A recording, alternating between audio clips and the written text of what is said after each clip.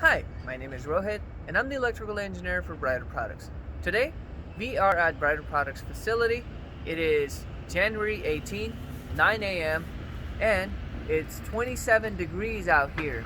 As you can see, it is snowing right now and we have connected our battery to our test kit, which has a Vitrifrigo fridge, a solar charge controller, a 400 watt solar panel, and a Briter 100 amp lithium ion battery.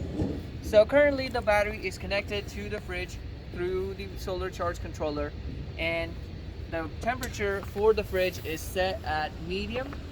So since the temperature setting is medium, the battery is taking around 5.5 amps right now to run the compressor, and the 400 watt solar panel is trying its best to charge the batteries. And as you can see, it is a cloudy day. We do not expect too much sun, and since it's snowing, it's not gonna be sunny at all. But we expect the fridge to run on one battery for at least up until Thursday.